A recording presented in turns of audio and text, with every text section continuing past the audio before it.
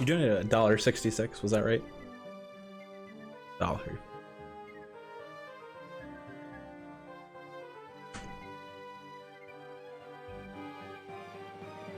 Nate, take it away.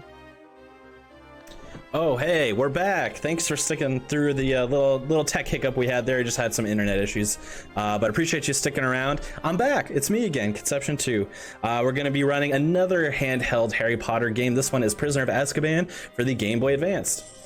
So we are just going to jump right into it. Timer will start in 3, 2, 1, go. So this is another turn-based RPG game. It is made by the same company that made HP1 GBC and HP2 GBC, Kryptonite Games, but as you can see, it is stylistically very different. At this stage in the development, the company Kryptonite Games got pushback from EA, the publisher, saying, could you please make it more movie focused and update the graphics a little bit? So that's what they did. Right off the bat, we're a little bit unlucky. We're going to lose 3 seconds off the top. If we had gone first here, this fight would have been faster, but now the Monster Book of Monsters here gets 2 attacks instead of 1. So we lost about 3 seconds. Not a big deal. It's a coin flip, basically. There we go. So there we go. It's done now, though. You're gonna notice in this run, there's a lot right at the beginning that is actually significantly waste significant time right in the beginning of the run. Which that fight, which only loses a few seconds, but the boss of this leaky cauldron area, a giant rat, which I like to call Chuck, as in Chuck E. Cheese, can really troll us. We have to get first turn really to be successful, but we'll cross that bridge when we get to it. Yeah, you can already notice that the sprites in the game here, they're more focused on the movie, the actors in the movie, as opposed to the, just a picture designed in art of what the character is supposed to be like. So you can already see the influences. This game also adds some unique things, such as puzzle solving in the overworld with spells. So this is the first time we get to cast spells in the overworld in the RPG series. So you'll see there, I cast Lumos, and I'm actually going to pause and unpause to cancel the rest of that Lumos cast. Otherwise, it had to have waited for it to expire in order to then cast Flipendo on that barrel to get by.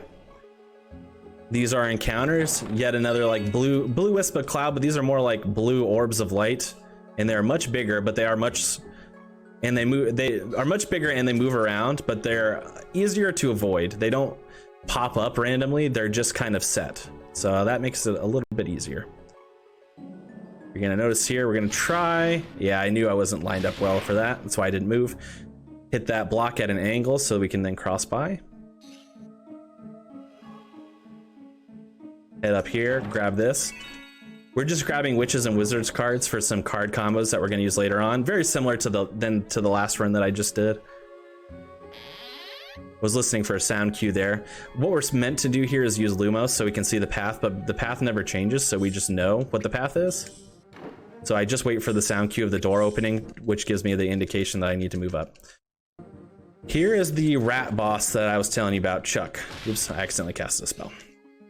So if we don't go first here, we are most likely gonna die, which is exactly why I saved. Hey, we get to go first, so that's good. But if we hadn't gone first there, we would have needed to hope for a miss from the rat or a crit from us in order to even have a chance of surviving. Even so, when we get to go first, we still have a chance of dying if the rat decides to max roll. That was really good. We got a crit. We got to go first and a crit, which is literally the fastest it can go. That usually takes 3 turns, but now it takes 2. Excellent. That's really good. All right. And you might have noticed we were just short of experience there, but we'll be fine now as we hit that block and that caused us to level up there.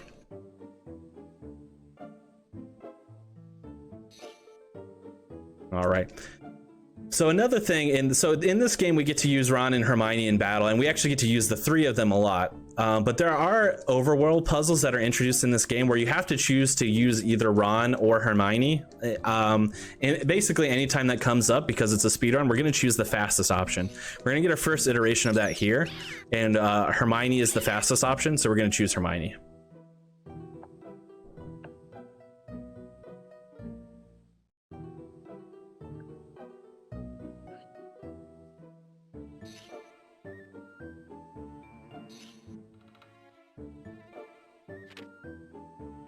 There we go. So we choose Hermione. I was just a little extra careful because I've accidentally chosen the wrong one before there. So a little extra careful there just to make sure we get the right choice.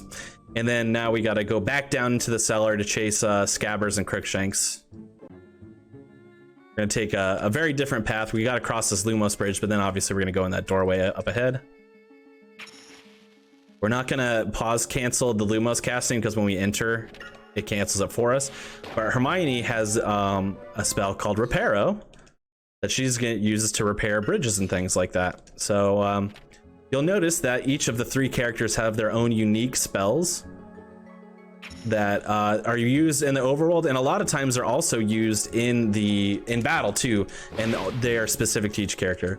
For example, they all have Flipendo, but only Harry has Lumos.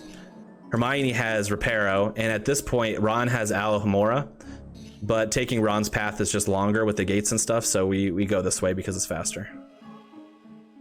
There's Crookshanks. Switch back to Reparo. And there we are.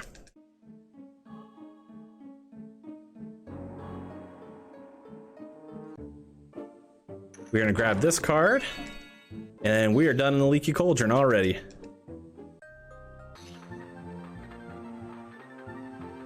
Not too bad of a Leaky Cauldron. The only thing that really went wrong was the monster book. So, not too bad. All right. We head in, we're on the Hogwarts Express. This is where we meet Lupin. Lupin is sleeping, and there's just like a little extended cutscene sequence, which I'm gonna use to sip some water. Stay hydrated, folks. Especially when you're talking for long periods of time in a sweltering Harry Potter costume.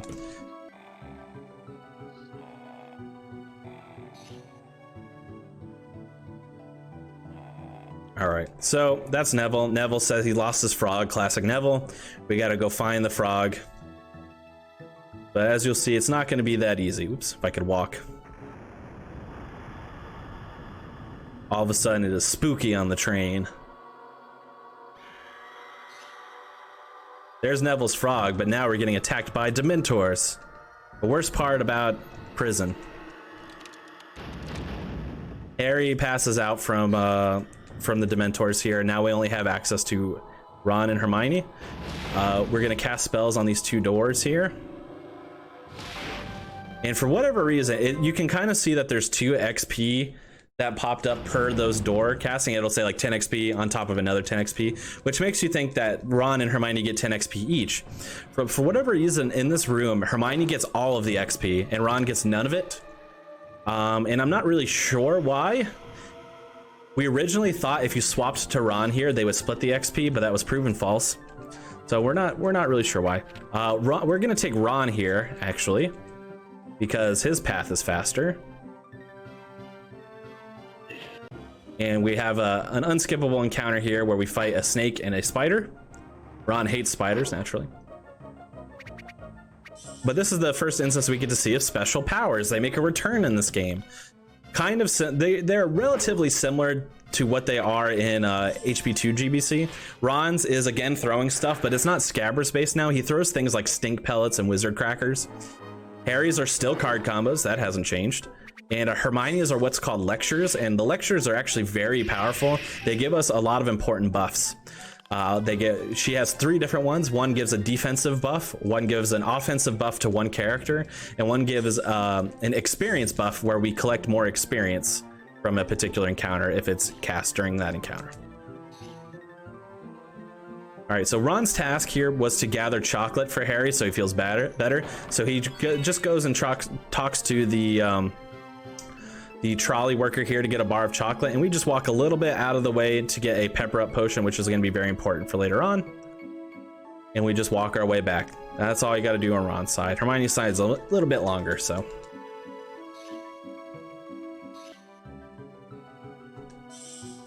And just like that, we're in the castle.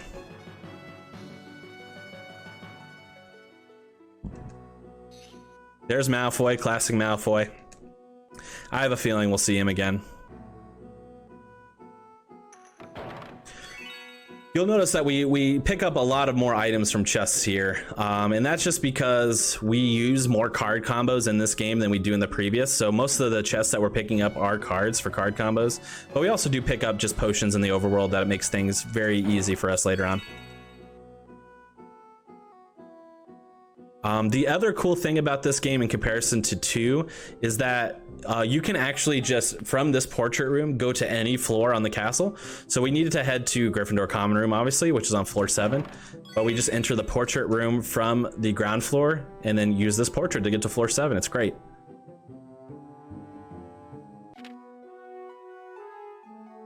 We grabbed that anti-paralysis potion, which will be potentially useful in one of our endgame boss battles.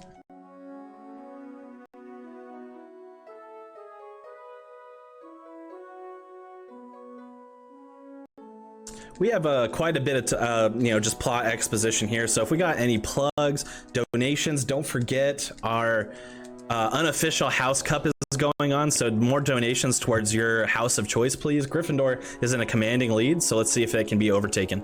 Since we don't have any new donations at the moment, let me just remind you that this is the Trans Rights Are Magical Marathon, where we showcase Harry Potter video games in response to the anti-trans bullshit of the creator of the Harry Potter series. And we are raising money for Trans Lifeline, which is a grassroots non-profit organization offering emotional and financial support to trans people in crisis. To donate, use the link in the chat, and to learn more about Trans Lifeline, you can visit translifeline.org.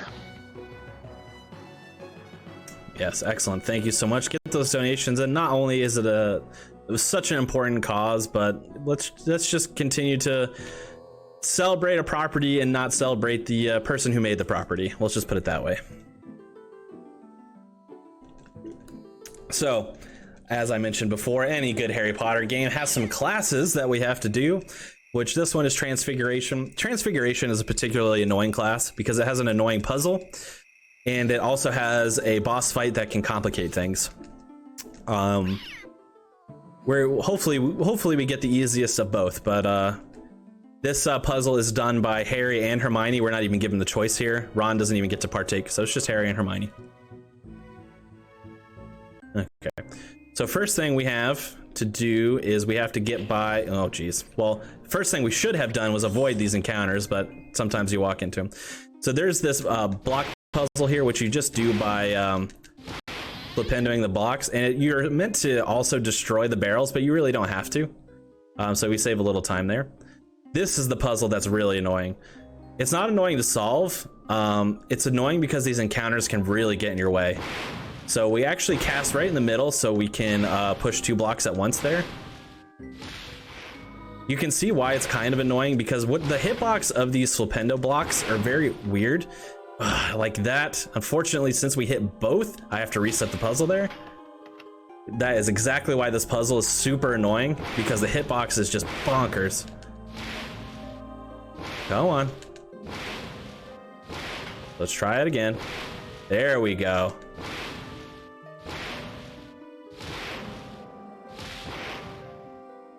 So we're actually going to come up here. Oops. We hit it at an angle, it'll still go over to the right, which is good. Okay, so that was bad, but we got by it. Here we are, and we're actually going to save here because this is the boss fight for this challenge, which is Crab and Goyle. Oop, wrong one. There we go. So we get to use Hermione's lecture for the first time, which we're going to use the defensive one called Be More Careful. We're going to use it on Hermione. So them attacking Hermione is actually decent here. If they attack Harry, Harry's going to get the full brunt of it. So because he doesn't have a defensive bonus. So Hermione is actually good. Harry's going to use a card combo called Rain of Bludgers here. Does a flat 20 damage to both enemies, so it's very powerful. And then Hermione is going to start taking out Goyle. We take out Goyle first because Goyle does the most damage. We're going to use the Incendio spell to do that as quick as we can.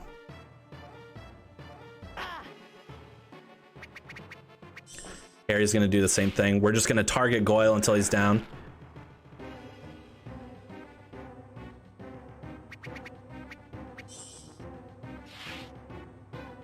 All right, he'll get one more cast unless we get like a crit or something, but yeah.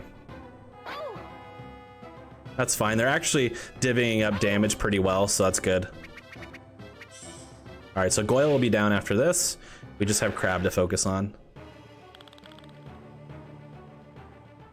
Crab, we actually switched to Vertimilius, which is good because it costs less magic per use, but it does like the same amount of damage. And now we only have one enemy to worry about at a time, so that's even better.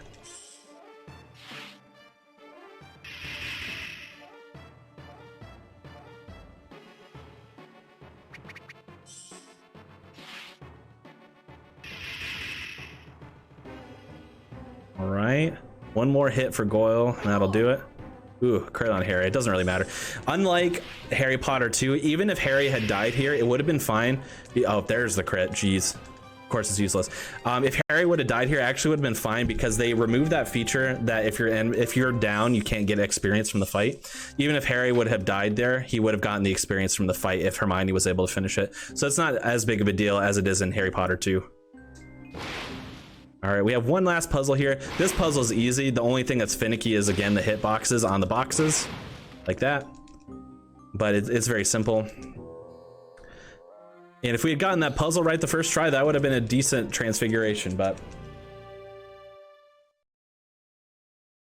because we had to reset that puzzle, we lost like 15 seconds or so. All right. Now we're moving on to our next class, which is Care of Magical Creatures, a class that is new to third-year students and is outside, and this year is being taught by Hagrid, so that's fun. The class, what it's going to entail is that, if you remember at the beginning of the game, the first fight of the game was against the Monster Book of Monsters, which is a textbook for this class, but it's also a monster in itself. Hagrid has a bunch of extras of these copies of books that the students need to rent, but the Slytherins there went and hid them in the forest, so he asked Harry, Ron, and Hermione to go get the copies of the books. So that's what our class is going to entail. So that's what we're going to do. But the main thing here is that each of the trio here has just gained a new spell that is specific to themselves. Harry has Defenda, which is a slashing spell. Hermione has Glacius, which is a freezing spell, which is great for crossing water, just like that. And then Ron got Spongify, which in battle makes it so enemies' attacks are halved in terms of damage, but in the overworld, it activates sponge pads that we can use to bounce up to other locations. Great crit. That's excellent. So we use the XP buff there. So that we get more experience from this fight. This is, of course, the first book of Book of Monsters. Ron used a Wizard Cracker there, which not only does a flat 20 damage, but it also makes it so it drops an extra item, which is useful for when we're going to sell items later on.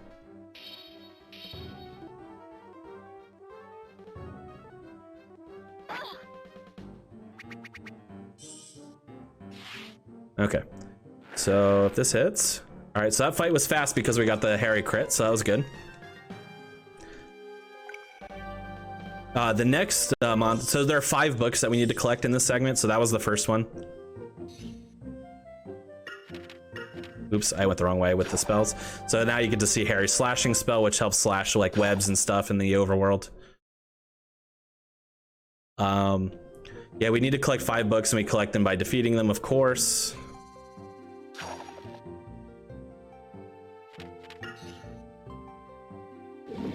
There's the second one up top there.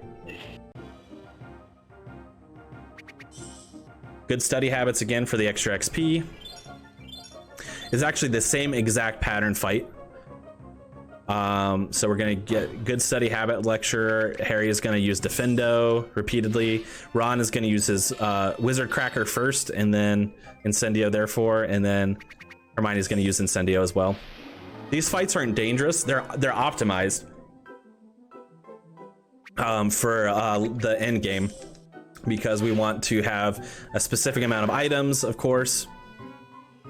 We want to have a specific amount of money for things that we need to buy at the end, and then they're just optimized to complete these fights as fast as possible too.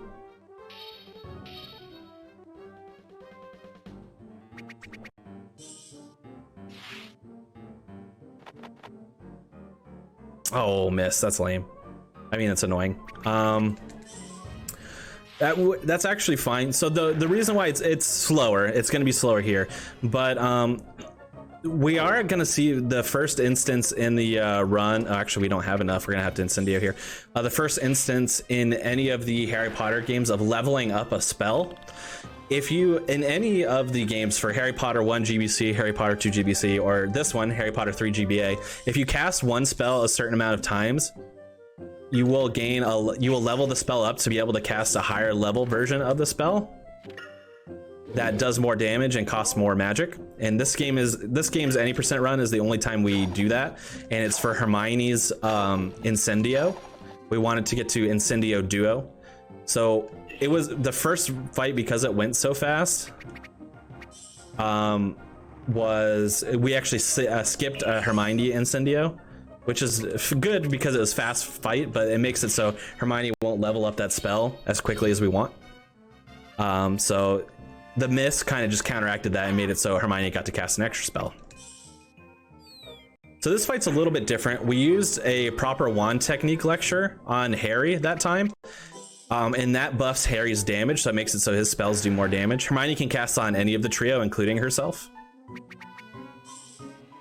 But we chose to do it on Harry because Defendo does the most damage. Oh my gosh, that fight was incredibly fast. Wow, okay. And we also use Stink Pellet with Ron there, which stuns for a turn. It does very minimal damage, but it stuns. Wow, that I can't believe. I don't think that fight has ever... I've never done the fight that fast. Wow. Okay, so now we're already on to book 4. She's going to use proper wand technique again, but she's going to use it on herself because Harry's MP is low and he didn't level up yet. He still has enough MP for one Defendo cast though, so we're going to use it. Of course it misses. Wizard Cracker again here. Hermione is going to use Incendio, which is buffed by her own lecture, so that's good. Since Harry has no magic, we're just going to spam Flipendo with Harry, which still does damage. Doesn't do nearly as much as like Incendio or Defendo, but it still does damage. Sorry, I was trying to time out a water drink there.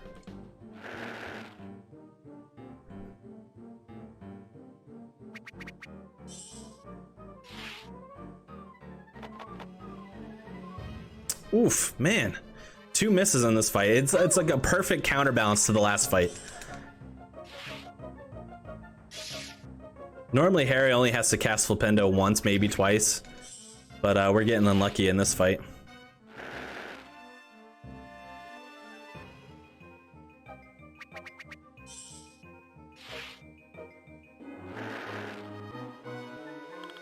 All right, there we go. Finally, it's done. Okay, so that's the 4th book. We only have one more.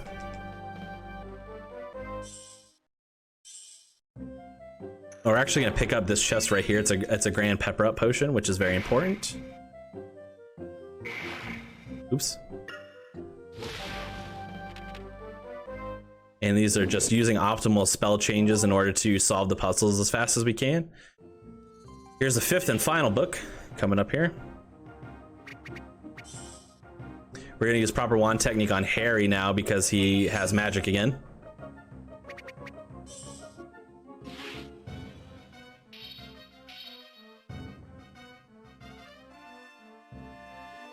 And Ron is gonna use the Stink Pellet for a 1-turn stun again.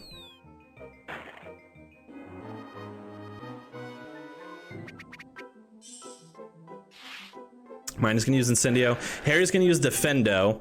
And provided we don't get like any crazy crits and the fight fast, Ron is actually going to heal Harry's magic on his turn. Because Harry won't level up before the boss fight in this area. So we want Harry to be at full magic for that boss fight, and we only need one more turn to kill this book anyway, so it's fine. And using healing items in battle is actually faster than using it in the overworld because you have to go through a couple menus in order to just get to your potions. So it's a little bit faster to do in battle than it is to pause, go into a menu, go into another menu. Blah, blah, blah. All right, so the final boss of this area is the Venomous Tentacula, back at it again. From our HP2 run. Very simple fight though. Similar process. We're going to one technique Harry. Harry's going to use Defendo. Ron's going to use the Cracker. It's all very basic stuff. The only thing that we have to keep an eye on here is we actually have to keep an eye on Ron's health. We want to make sure Ron doesn't cross a certain threshold of damage, or else we'll have to actually just change the strategy of ours later on. That's unfortunate. That was a really early death there, but we can still squeak by probably.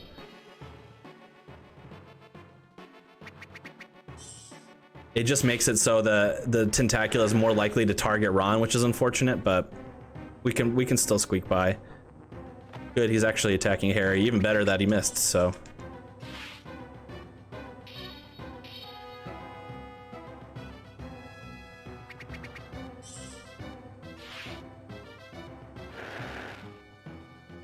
There we go. Okay, so not too bad. Little slower than normal.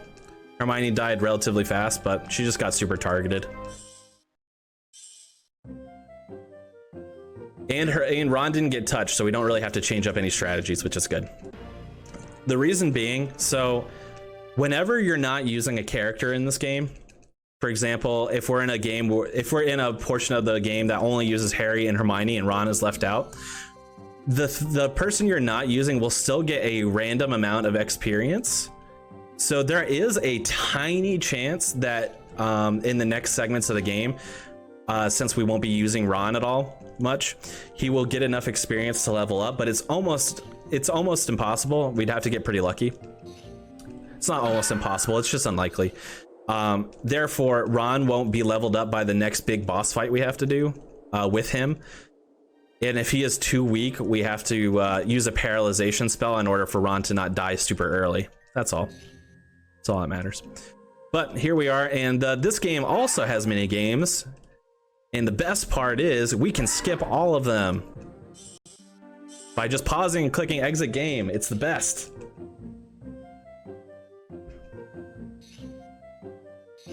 I love that. All you gotta do is pause and exit game. You do not have to play any mini game at all in this whole game. It's great.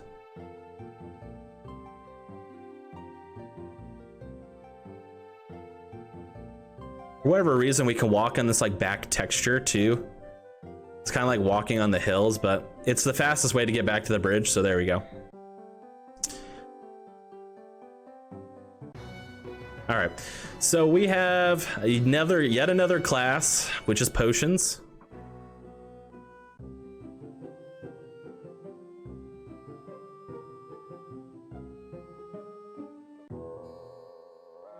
This potions class is going to give us one of those choices to choose between using Harry and Hermione or Harry and Ron. Harry and Hermione is fastest, so we're going to choose Harry and Hermione.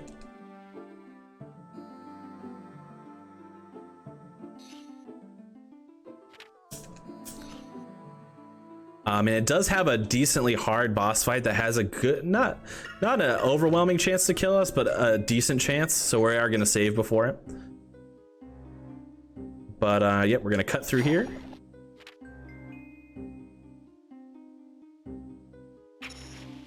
We're gonna Lumos this. What we need to do is grab, I think it's 5 potion ingredients, if I'm not mistaken. That's the first one of 5.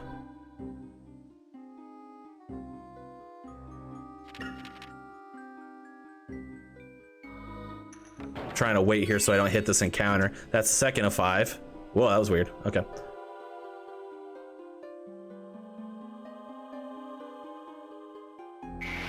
Ugh.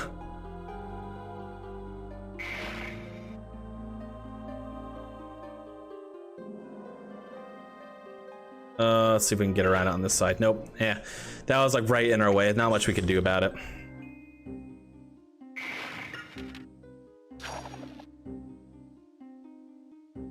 Oh, okay, this is misleading. So when I played this game casually, I thought that this was blocked by the chest. You can just walk right through the chest.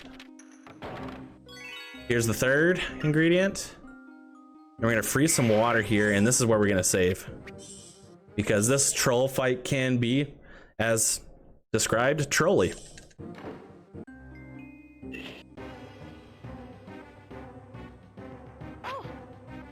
The troll going before Hermione is incredibly rare. So Hermione is very fast, and she outspeeds basically everything in the game. So the fact that the troll in this instance outspeeds it is really, really rare. I've actually never seen it. So pretty crazy. We paralyze the spell. We hope the troll stays paralyzed at least 2 turns in order to give us a chance to survive. Though we would really prefer 3 now that it got to go first. Kind of unfortunate. So hopefully it still stays paralyzed. One more turn, please. Darn. Okay. So we're in a little bit of a precarious situation. We might end up dying. We'll see. Harry is going to Grand Pepper up Hermione so that she can continue to class Glacius. Glacius is the spell that does the most damage to this troll. So that's why we buff Hermione as much as we can. I'm actually glad it attacked Harry there, so that's good. A crit would be really nice to ensure that we could survive.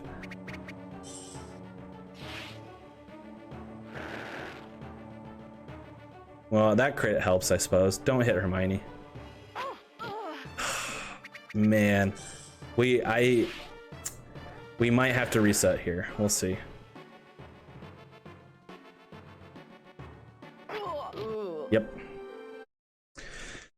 Yep, I have never seen the troll outspeed Hermione ever. So that was really unusual to me.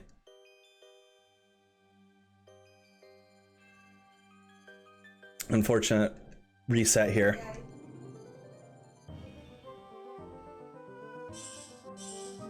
Not new game. Jeez, not new game, please. All right, here we go. Yeah, see, this is more normal. This is normal. Now, a good chunk of times the troll will outspeed Harry. That's not unusual. But the fact that it outspeeded both of us was strange. That's really unfortunate still, though. We wanted it to be paralyzed at least 2 turns to have the most optimal way to survive. And in case you haven't gathered, you can cast Petrificus multiple times in a battle, but it will not work past the first time. You can only paralyze an enemy once per battle.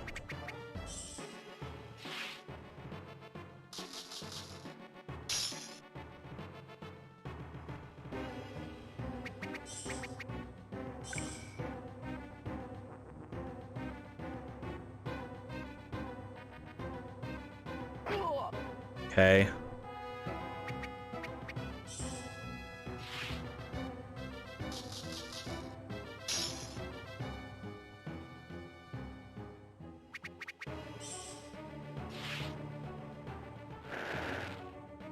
Come on, River Troll, just cooperate.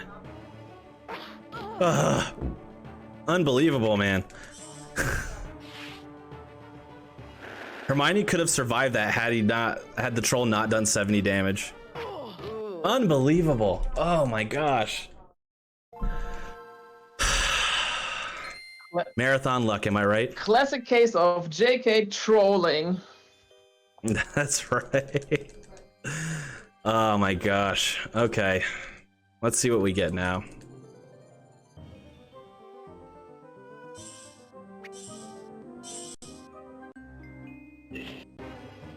All right, so now we get to see what all 3 look like. We got to see Troll go first, Troll go second, and Troll go third.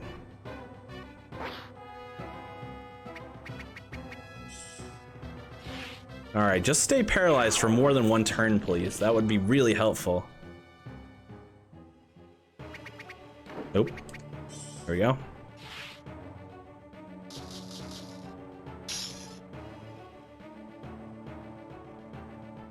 Yes, good. Good. Yeah, this is right. I think we heal Hermione's magic next turn, if I'm not mistaken. Yeah. Okay. Yeah. That's right. So Harry will heal Hermione's magic next turn. That's fine.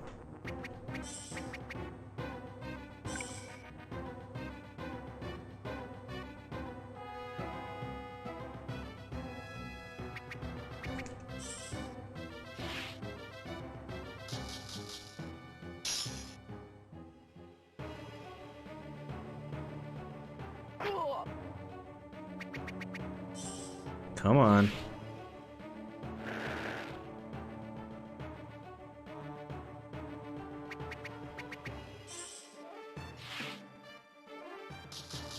A crit would be great. Okay, of course not.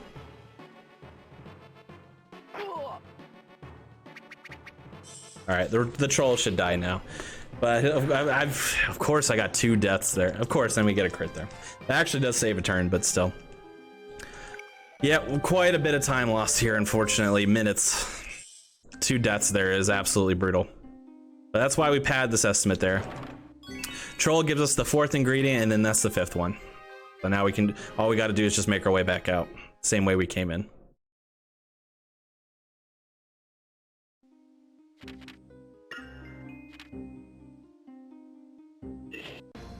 I don't agree with that hitting me.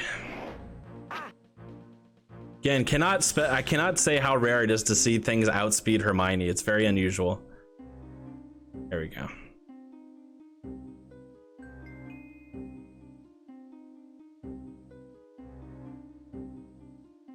All right.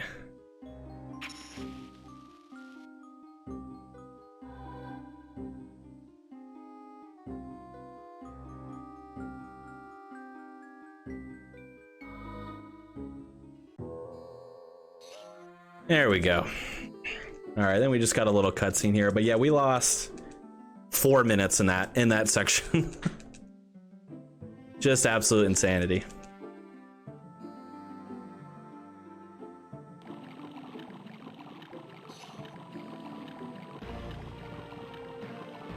Like I said going into that fight is dangerous and we could die, but dying twice, especially on that second fight where both Harry and Hermione outspeeded the troll, that was very unlikely. I wasn't surprised to die that first time when the troll outspeeded both of us, but yeah. Oh well, moving on. We have another little mini class here of defense against the dark arts, but it's not really a class because we don't do much.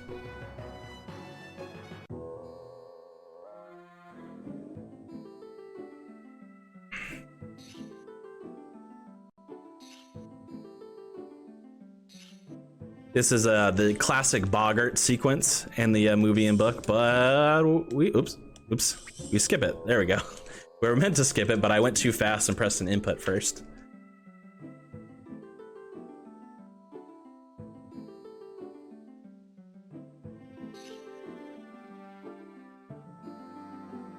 All right.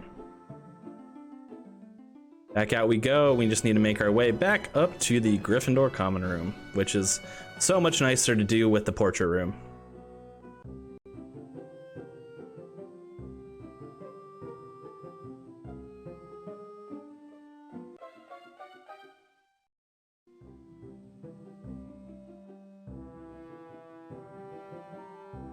All right.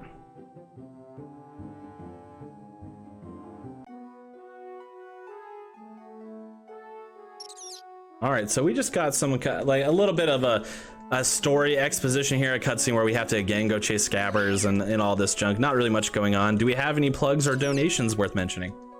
Currently no donations, but let me remind you of the upcoming runs. We have Harry Potter and the Philosopher's Stone, glitchless as a co-op run. That's probably gonna be exciting. Then we have Harry Potter 2. Also glitchless on PC. we have Harry Potter 1 again. We have a lot of Harry Potter 1 in this marathon, if you didn't notice already.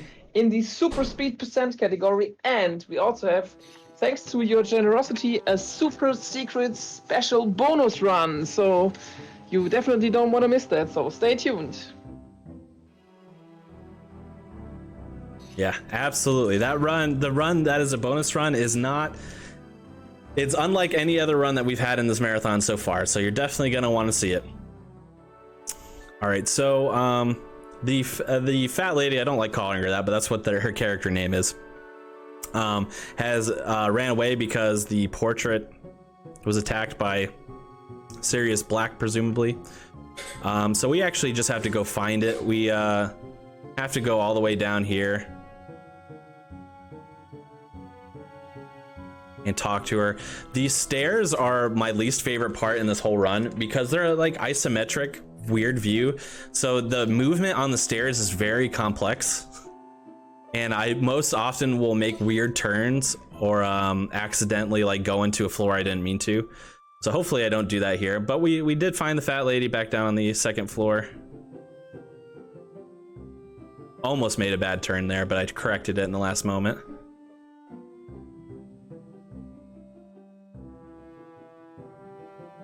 There we go. And the reason why we can't use portraits there is because one of the portrait portals is blocked by the fat lady there, so can't really do anything by it. But here we are. Sir Cadogan is now protecting, and we're all, you know, we're all good again.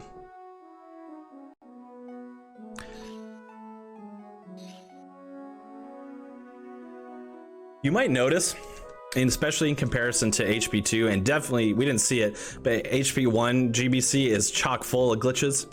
Harry Potter 2 for Game Boy Color has a fair share of glitches. This game has no glitches at all. This is actually, it's any percent because it's still the fastest way to complete the game, but it could also be called any percent glitchless because we do not do any glitches at all in this run.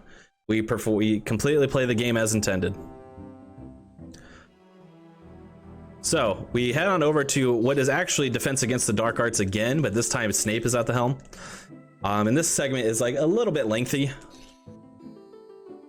We have a long extended sequence where we have to get a book about werewolves. I'm not sure why, of course. But we have to get the werewolf book is like torn to shreds, and we have to get 5 pages of the book, and they're all spread out through the library using Spongify pads and stuff like that, and we have to dodge encounters and all that. So it's a bit lengthy, and then we do have a somewhat lengthy boss fight too. We grab that potion there just for safety for later on.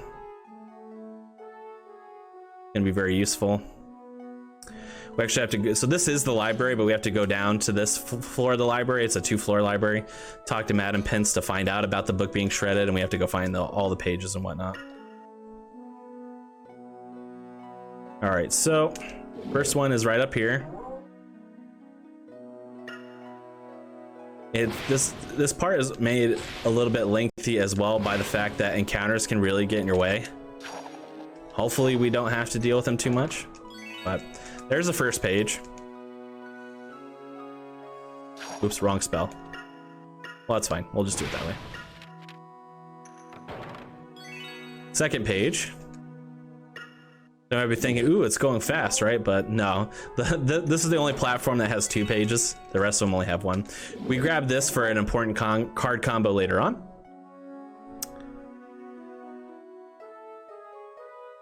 All right, let's see. I'm trying to see if I can get by this without hitting the encounter. Doesn't look like it's going to give me the choice. Oh, wow. Okay, I seemingly walked right through it. That was interesting. Okay.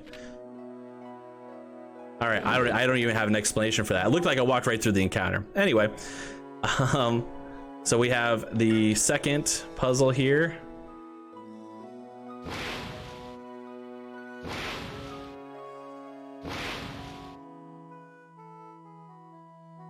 Fine, we'll finish it.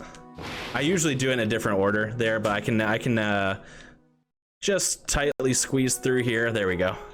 It's a little bit slower to do it that way, but it's fine. There we go.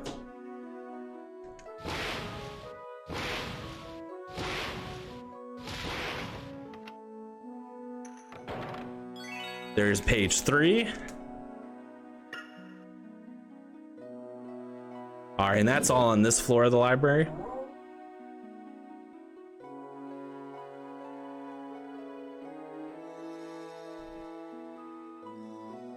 Luckily, this Spongify pad is right here, which is convenient. Yeah, I didn't foresee how we were gonna dodge that one, so that's fine. This is also unfortunate placement. I want to see if I could dodge this one. Okay, now we have this library book. We're gonna proper wand technique. Oh, I hope I didn't rub off my scar there. I had to scratch my head, but hopefully I didn't rub off my scar. Then we're going to Defendo with Harry. And now it's okay if Ron gets hit. Even if Ron gets crit on, it's fine. It's fine. Now we're gonna Petrificus it with Ron.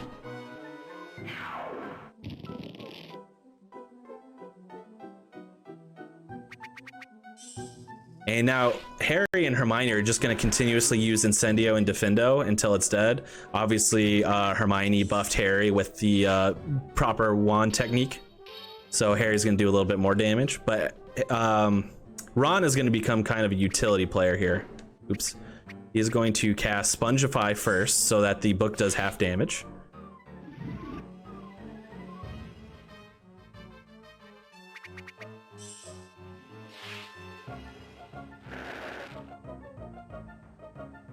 While Harry and Hermione continue to deal all the damage.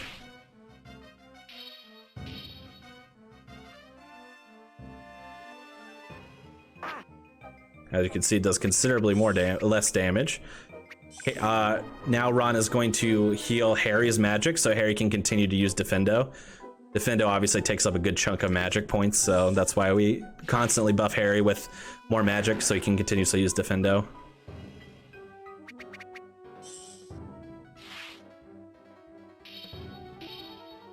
All right, now Ron is going to use the cracker so he can get some more money / objects, which is very useful, obviously.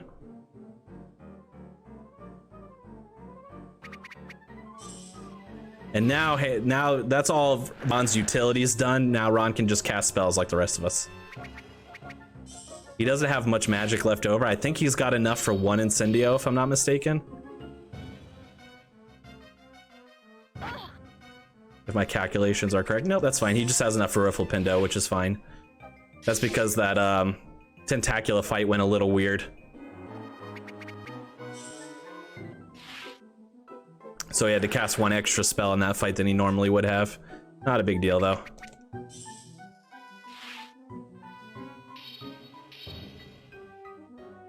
And that's the last time we will fight a book in this run. If you were counting, that was 7 fights against monsters, Monster Book of Monsters. 7 different fights. Page 4.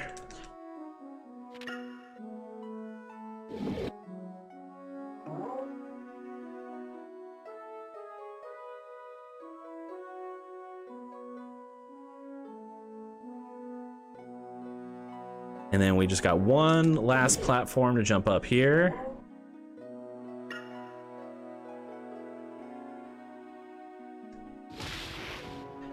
These hitboxes of these little things are so strange. I'll never understand them.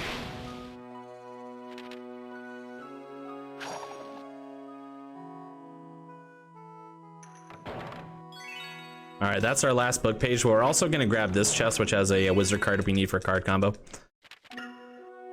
And we finally have all the books.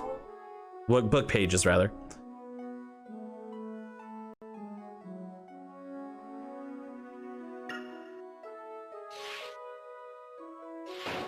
Hermione repairs it back into like a regular book. And she, of course, does all the work in terms of putting an essay for us together. And then we just have to make our way back up to the classroom ourselves, which we're actually going to go upstairs because it's on floor 3.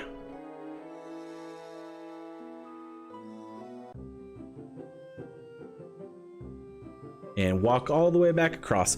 Not too bad of a segment. The library book was a little bit slow, but we hit minimal encounters. I think we only hit one one random encounter, which is pretty good. Usually you could hit as many as 2 or 3 in there. The hallways are very tight and narrow, so.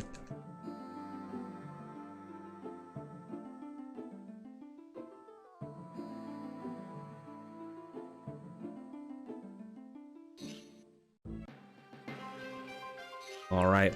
So these next few splits, there's not much going on in terms of technique. It's mostly just like the last little bit of plot dump that the game does before we get into like the final boss rush of the end game, as it were.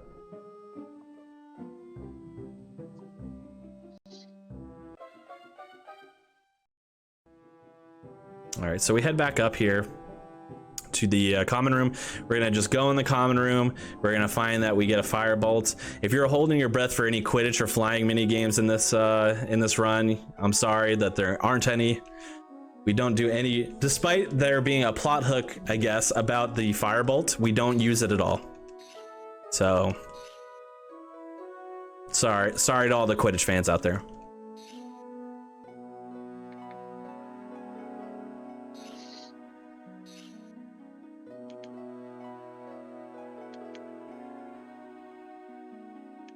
All right, but yeah, all we got to do here is, now that we got a firebolt, we got to go down to Hagrid's hut, tell him that we got a firebolt, and then he's going to be too sad because they have, since Buckbeak attacked Draco, they're trying to sentence Buckbeak to death. We're going to try and do some research, but it's going to be futile. So yeah, any other plugs or donations, go for it.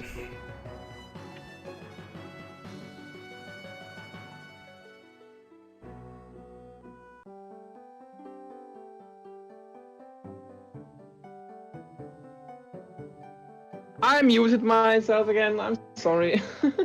That's okay. I had a feeling because you were unmuted and then you were muted after that. So,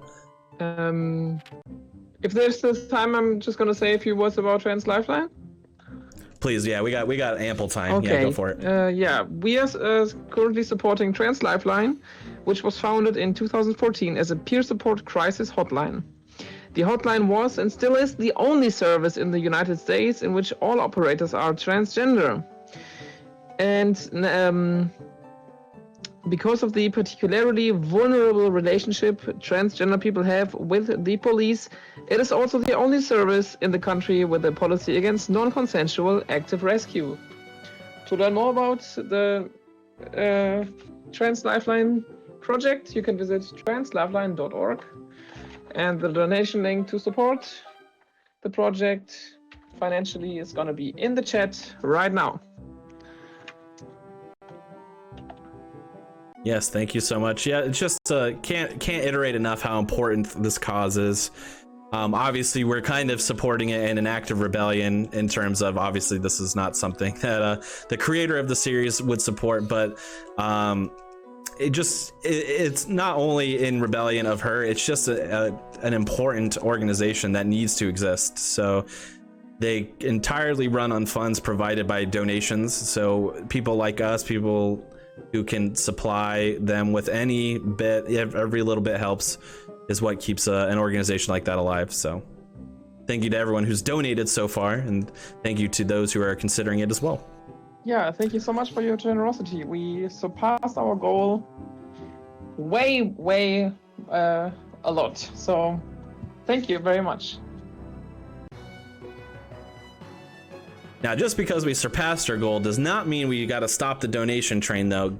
I want to see more. Oops, I went the wrong way. I want to see more house points. Right now, again, Gryffindor is dominating, and I know most people don't like us Gryffindors. So, if you want Gryffindor to win, I guess you can donate more towards Gryffindor. But if you want to see Gryffindor taken down for once, get those donations in for Hufflepuff, Ravenclaw, Slytherin. They're all kind of tied with Gryffindor far ahead. I think we need more donations. Right now, our goal is set at $750, which is obviously miles above where we thought we were going to be. But I would really love to see by the end of the day if we can get towards that $750 mark. That would blow me away if we could do that. So hopefully we can. I mean, we actually got a Slytherin donation, but that was before your run started, so I'm not sure if it counts or not. So Yeah, we'll count it. Why not? We'll count it. We need to go 4-3. Yeah, yeah, we'll count towards it. So Slytherin is in a slight second place lead. just like But in they're still- just like in the books. Yeah, just like in the books. But where's all that Ravenclaw and Hufflepuff pride? Come on now.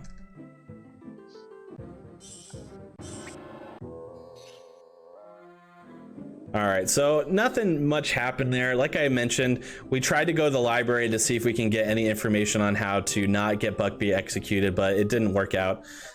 We head back into the Great Hall where there's supposed to be a feast. Our firebolt is taken away. And for some reason, they throw in a little mini game that's kind of like Bejeweled or something with wizard crackers and candy. We just skip it, obviously. And then we have another Expecto Patronum lesson. Where we start learning about the Patronus Charm, a spell that we never use in battle, by the way, but it's there.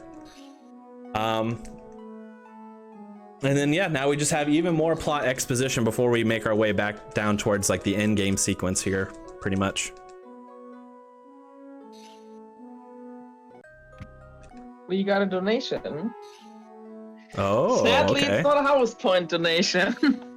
I'm sad to say, but it's a $1 donation by Tempest Mask 1000, who says, "Hello everyone. I wish I had the chance to submit something, but alas, I'm no Harry Potter runner as of right now. Nor can I contribute a lot, but I can at least try to give something to a worthy cause. I'm friends with quite a few people who are transgender, be it speedrunners or no. I say I care. Thank you very much for your donation, and it doesn't matter how much you give, every donation is welcome and very much appreciated, so thank you very much." Yes, absolutely. Yeah, a dollar, cents on the dollar, everything helps because they, like I'd mentioned before, they're completely funded by people who are generous enough to donate, so any little bit helps. Even if it was a $1 donation train, I might try to spur that on.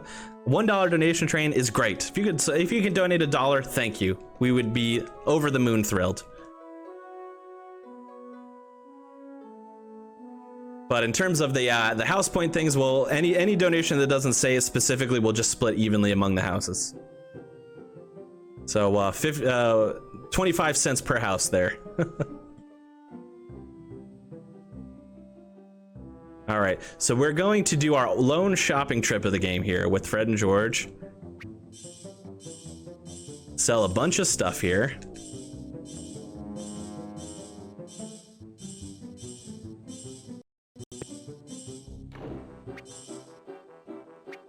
Oops.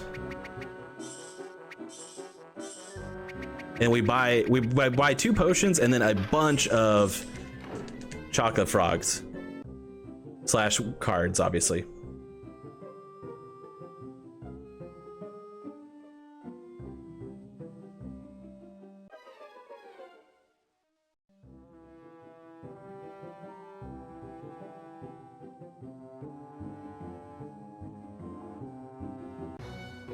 All right, so now we're making our way towards this in-game sequence here.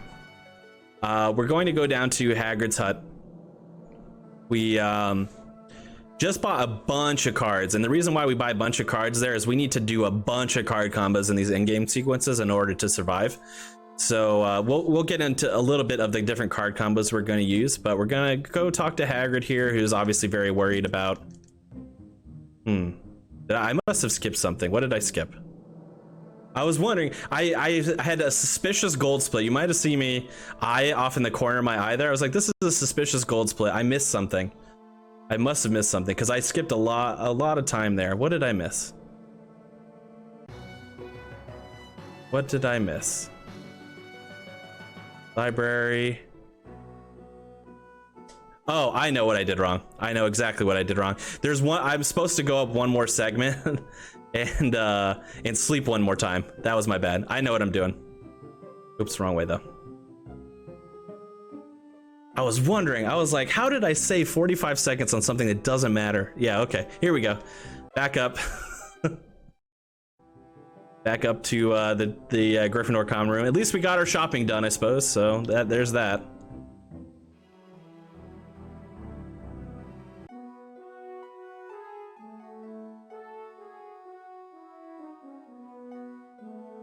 Yeah, we got to go back up here and sleep again.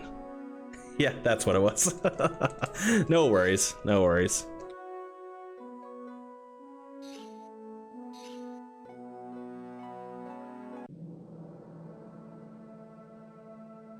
Just gonna skip this split because it's all a mess now. All right.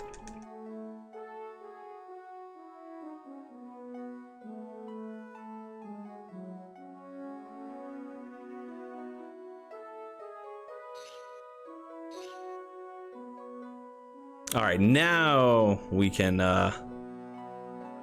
make progress towards going. The funny thing is too, so like when we head to Hagrid's, it's dark outside as well, which we don't leave the castle often, leave the common room area in the run often when it's dark outside. So when I left and it was dark, I was like, oh yeah, this makes sense. This is what's supposed to happen. But we left when it was dark because I woke up in the middle of the night. That's why it was dark, so yeah. Just threw myself off a little bit there, but no worries. It doesn't really affect anything. Just waste some seconds walking back and forth. Now we get to go to Hagrid's and begin one of our. We have four boss fights left in the end of the game. The final boss of the game is obviously the most terrifying. You'll see when we get there. It's you can't prepare yourself for the amount of terror that happens in the final boss fight. But there's a few boss fights before that that we'll get to see.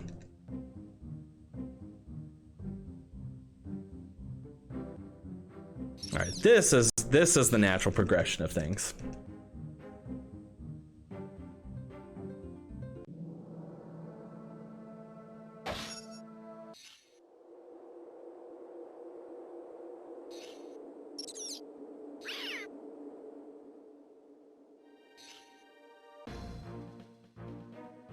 So we get a nice sound effect of a cat, and then the only voice line in the game, which is Ron yelling.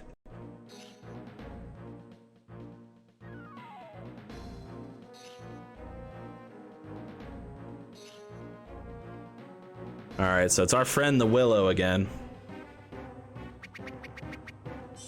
We're gonna start off right away with paralyzing it.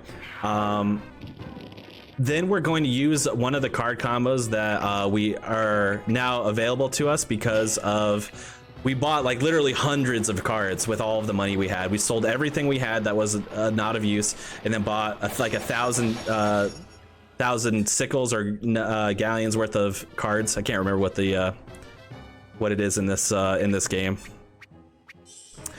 So that we can use a bunch of card combos in the end game. The first one we just used there was called Girding, which buffs our defense, but it buffs it for everybody. The second one we're using is extra XP, so that it doubles the XP earned from this fight.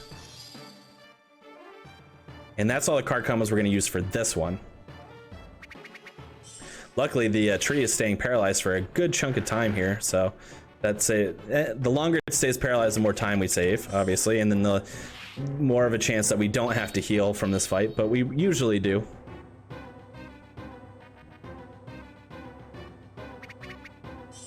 If things went normally, at some point during this fight, Hermione will finally level up her Incendio spell to be Incendio Duo. But we'll see, because we had some weirdness with crits and stuff like that, so hard to say. That's a great crit. Thank you for that, Harry. Awesome. Nice miss.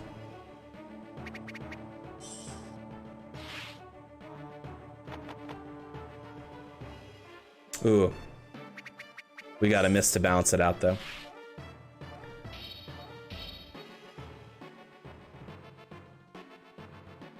All right, so next turn, so Hermione's gonna use Incendio this turn, but next turn she's gonna heal Harry's magic with a Pepper Up potion. Hermione, please. 2 misses in a row? So unlike you.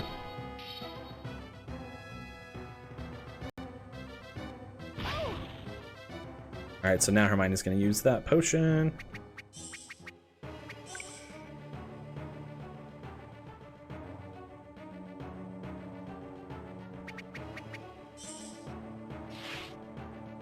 So Harry can cast even more Defendos.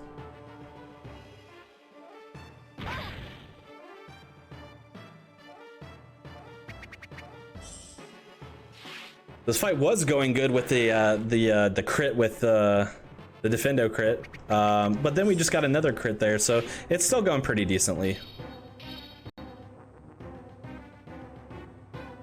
One more turn, it should go down. And we didn't have to heal, which is always nice. Sometimes if it continuously like pummels one individual, then we'll have to heal at some point, but we didn't have to this fight, which is good.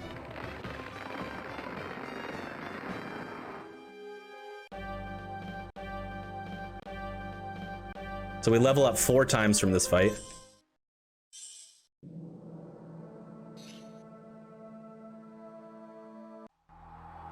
Oops, there we go. Now we are in the base. We're underneath the willow, but we're heading into the Shrieking Shack basically.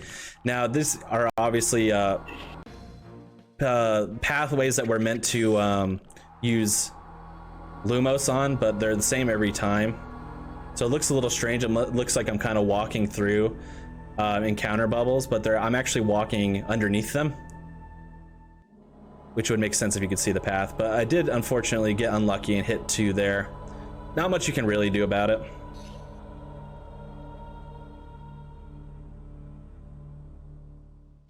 Harry is the much faster choice here. I found that out recently when I just figured out I accidentally took Hermione there for the first time ever, and I'd never done it before. But I can say definitively that Harry is the faster choice here. You have to be very careful to cut exactly the middle rope. If you cut either of the other 2, you get into an encounter that you cannot skip and flee from. So you have to defeat it or die from it. All right, so the rest of the Shrieking Shack is basically a long extended puzzle sequence where we have to get all of the fountains up leading to the path that we need to, and then obviously what will happen there is Hermione will freeze the fountains in order for us to walk over them and then to the final door that we need. Each switch that we activate activates another one of the fountains. So we've activated 2 so far. There's 5 total. One of them was already active. Of course, we kind of got unlucky there, and they're both faster than us too, which is double unlucky.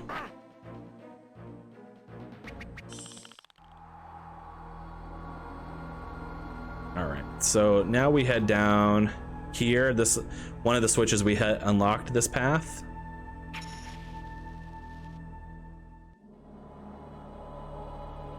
Oh yes, we got it. So if we get fortunate path there, we can actually cross all 3 of those bridges in one Lumos cast. Most of the time you have to do 2 just based on where the encounters will get in your way basically, but we got pretty lucky there and got it in 1, which is nice. All right, we put the faucet back on there.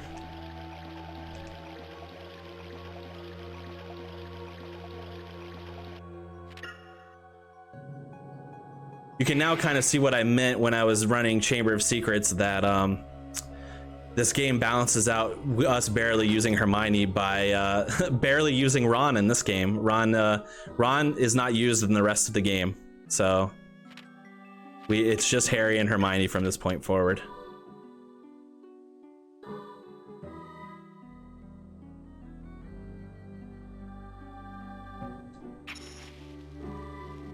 See if I can make it. Probably not. Oh, just barely missed it. Unfortunate. So we only have 1 more switch to hit, and this last one is the lengthiest and also the most likely to hit encounters because it's a nice ice puzzle. But any free patch that saves us, like these little brown patches, are usually covered by encounters. So we'll almost always hit an encounter whenever we get onto a brown patch. Ooh, that's a bad one. Hopefully Harry can run. There we go. There we go. Darn, yeah, see, we just kind of, there's not much you can do about it. I should have just went back. I don't even know why I tried that one. Don't paralyze Hermione too. Oh gosh. So we might die here, which would be really bad. Not because it would like lose, it just loses a bunch of time. We have to walk all the way back here. That's all. Because we're paralyzed, we can't do anything.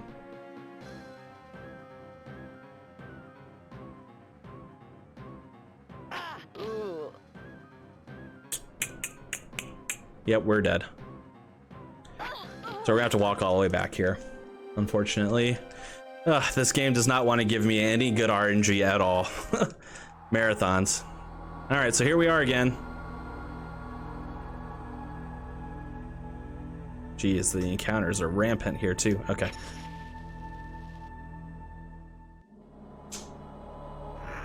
It was honestly for the best at that point that we had died anyway, because our health would have been super low for the boss of this area, so it's probably best now because the health is reset. And we don't have to hit all the switches again, we just have to walk back here.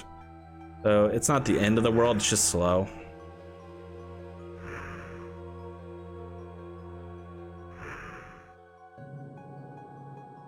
All right, so we got by that one.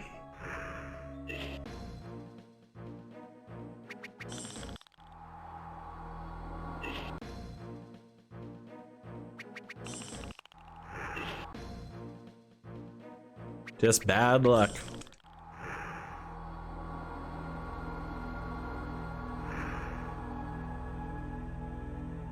There we go. And weirdly enough, you can slide diagonally. You might be used to, like, say Pokemon or something where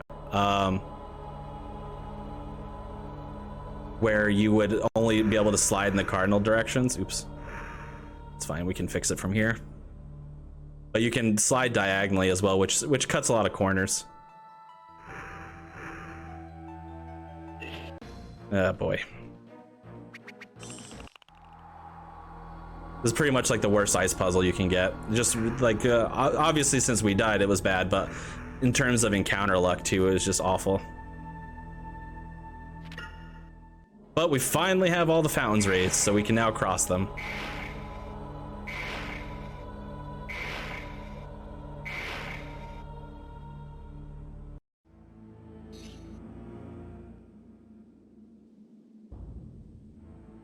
All right, now we just have a bit of plot exposition, and then we just have to walk all the way back the way we came. So if we got any other plugs, hopefully I would love to hear if we have some more donations, but we'll see. I'm sorry to tell you that the house cup doesn't seem to be that popular. But I can tell a bit about Tram. This marathon was formed by people in the speedrunning community as a response to the anti-trans bullshit the creator of Harry Potter spewed around. Everybody involved in this event believes that trans rights are human rights and magical. And as a result, we are supporting Trans Lifeline. And if you want to do that as well, you can donate via the link in the chat. Very good, very good. I guess everyone's just content with Gryffindor winning the House Cup, which honestly is fine by me, because I'm a Gryffindor, so sounds good. But I would love to see some more donations. It's such a great cause. Get those donations in. Like you said, $1 helps, cents on the dollar helps, and everything helps.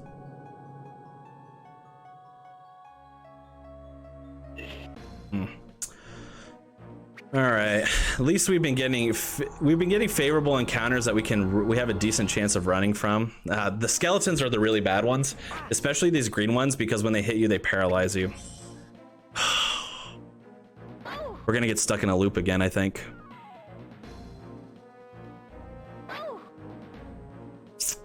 Yep.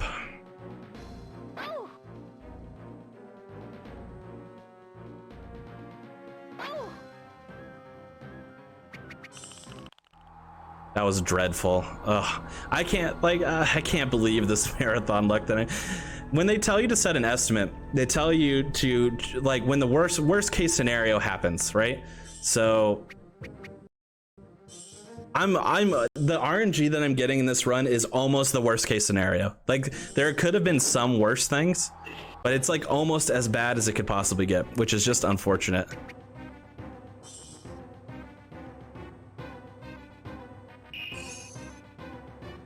All right, so we're going to we use wand technique on Hermione there because eventually she'll get duo as a spell.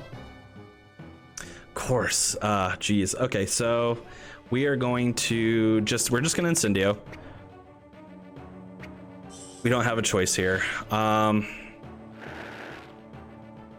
We also don't have a choice here. So typically what we would do here is we would use girding to raise the defense. I was hoping that this troll would stay paralyzed for more than just one turn. Of course, we didn't get that because it obviously does massive damage. So but I needed to heal because Hermione would have died if I didn't. So I chose to heal instead, and now Harry will do girding for the defense.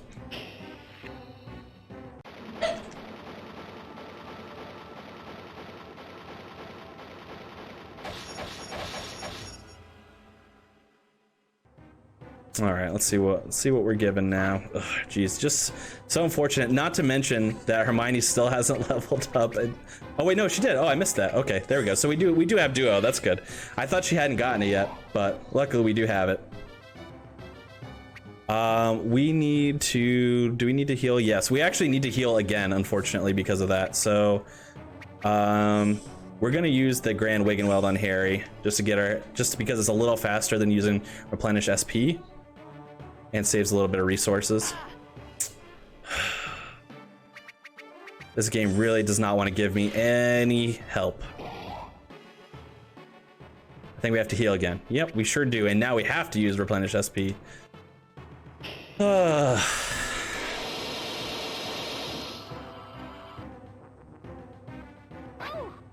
Hermione's also going to have to take a turn of just regular Incendio because she doesn't have enough magic, which I was going to do on Harry's turn had he not been hit, but of course he was hit.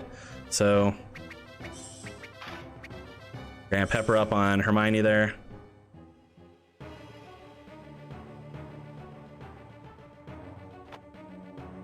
Finally, something fortunate. All right, there we go. So now we're just kind of Incendioing it to death until, you know, it's over. Then after this, there's only 2 fights left.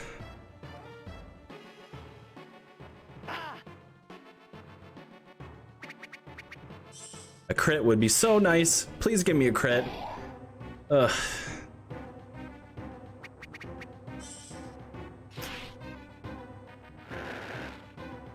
Let's see where it's. I was thinking about replenishing Hermione's MP there so she can cast more duos. I'm gonna see how it feels without doing that, just see if we could save the time. It still does a decent chunk of damage. If I feel like it's going too slow after her last MP usage, then I will replenish.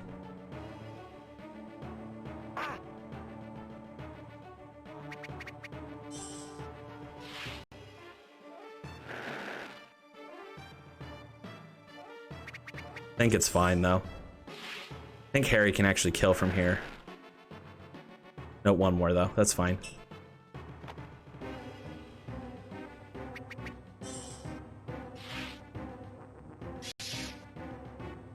That would have been nice if it just killed there. That would have been good, but that's fine. We don't need to do XP on this. We actually don't need that much extra experience. That didn't kill. I'm shocked. Okay. I'm actually shocked. All right, this should kill then, I would imagine. Yeah, okay. It was super close. We don't need we don't need to use extra XP here. The 250 is more than enough for what we need next.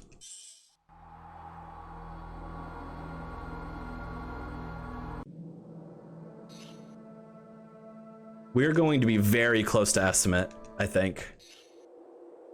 Within a minute, I think, depending on how these last couple splits go. Yeah, like I said, it's just basically the worst case scenario run, unfortunately. You hate to see it, but it's still a fun game, and it's still been a good showing, so. This is not me moving, this is all just a part of the cutscene here. Can just skip that mini game, which is nice. And now we go into the back in time portion of the run where Hermione rather uses her time turner. We don't have to do too much in this section. We only have, like I said, we only have 2 intended fights left. So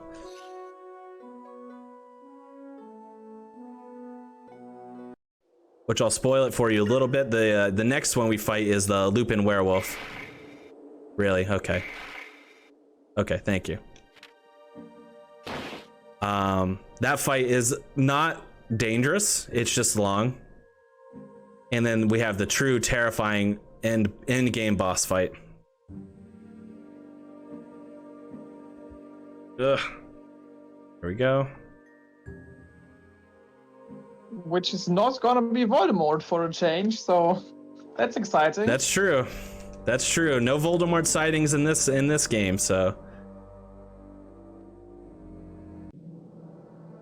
All right, so we didn't hit any encounters there, which is definitely helpful towards our towards barely making estimate, I think.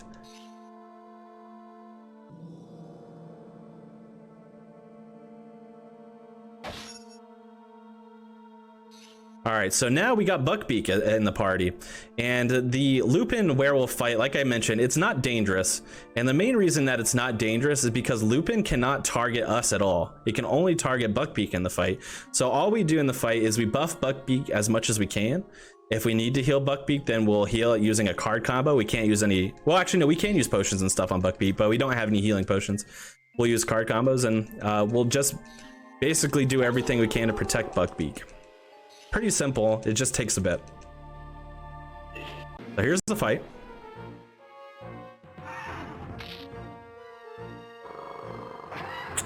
Darn. Okay, so what we're gonna do is Hermione is going to anti-paralyze Buckbeak here. Harry is gonna cast Petrificus Totalis. Little bit out of order than what we usually do, but because Buckley got paralyzed, we have to do it this way. What we would have liked to have done there is we would have liked to have buffed Buckbeak first, because right now Buckbeak is doing a flat 38 damage, but we can actually use proper wand technique on Buckbeak to make it do more damage. So, oops, well, that's fine. We need to use this anyway, but I meant to use a different card combo. So, because Lupin can't target us, we can't target Lupin with spells either. That means none of our spells do damage to him. It only does 1 damage, rather. So the only way to do damage outside of Buckbeak is using card combos with Harry. And Harry has 2 card combos that we can use that will do 20 damage flat, which are the Rain of Bludgers, which we saw earlier, and then the Sonorous Charm, which is the one I just did.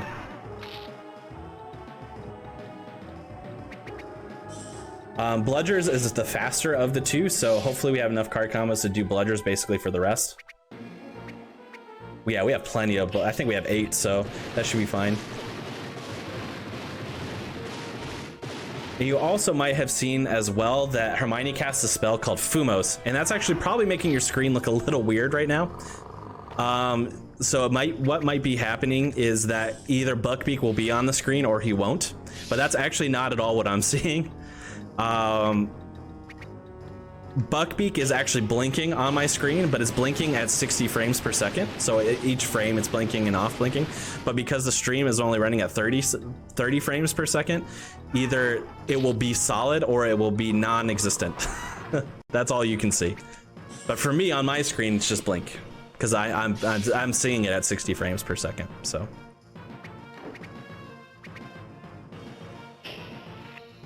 And then, yeah, we just continuously do this. We just spam Flipendo with Hermione because it's the fastest. Not because it does 1 damage or, you know, more damage than any other spell. It's just the fastest one to use.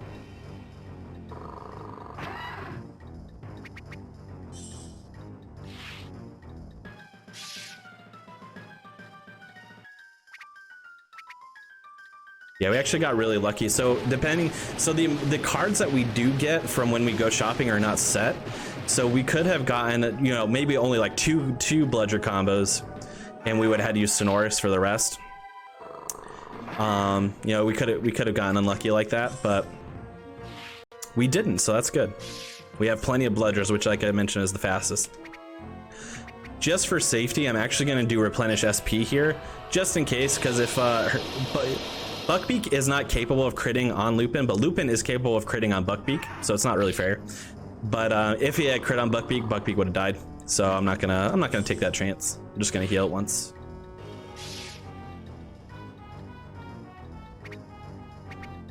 And after this Bludger and 1 more attack, Lupin should be down, I think. I think that's enough to do it. Let's see. Yep, that's enough.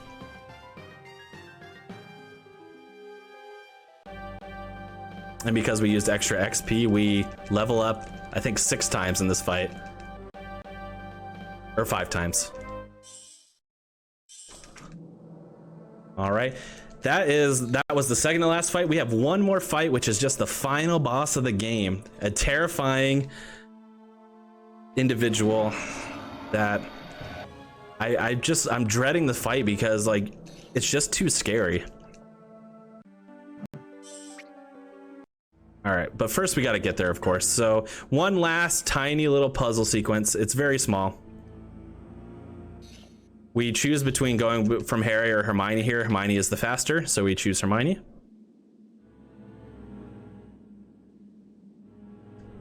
We cast Glacius, so it's now an ice screen here. Oops, this is bad. I went a little bit too far over to the right there. You can actually just do this ice puzzle in 2 moves, but I had to reevaluate because I went too far over to the right. Wasn't paying attention. But the Dementors are coming, so terrifying. Don't want to get touched by them. And this ice puzzle is really easy. You just go that way once and then diagonal once. There you go, and that's how you solve that. And the true final boss is here, Draco Malfoy. Yeah, it's anticlimactic of a final boss, and I don't really understand why Draco is the final boss of this game, but he is. That's just how it is. His purpose here is he's defending the cage in which Sirius is locked in, I guess. But the spell that works best on Draco is Wingardium Leviosa, actually, and we buff Hermione because Hermione does more damage and has more magic, so it can cast that spell more. Crit by Harry there's really good.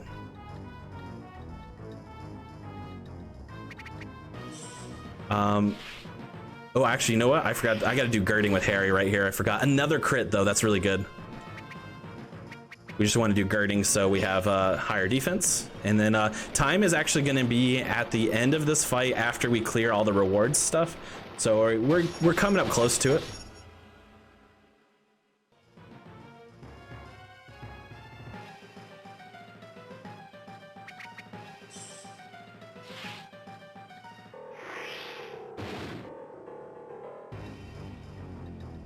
All right, so next turn, Harry's gonna heal Hermione's MP.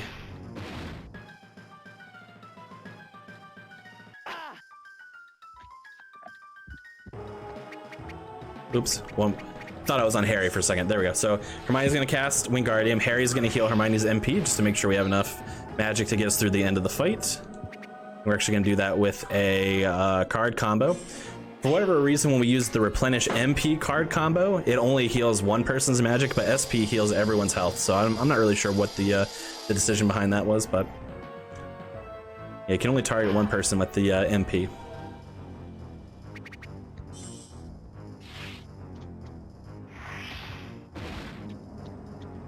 Let's see. We could potentially heal Harry's magic here too, but because we got 2 crits, which is really good, I'm actually not going to bother. And we're just going to do one more casting here, and time is coming up.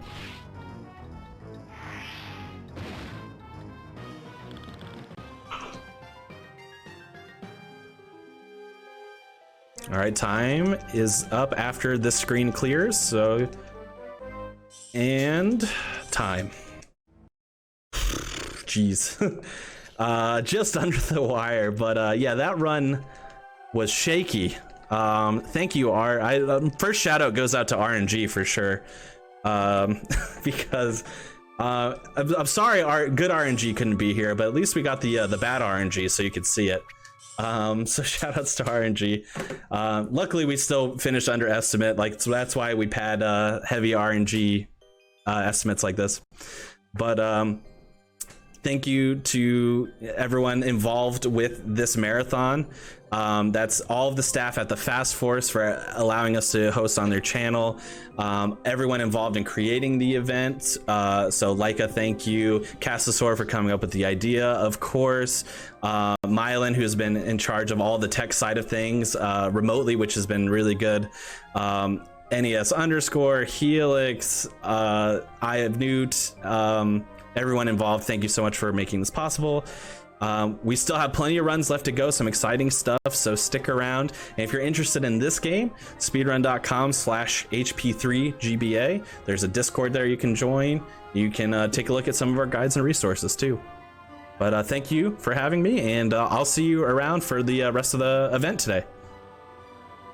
Okay.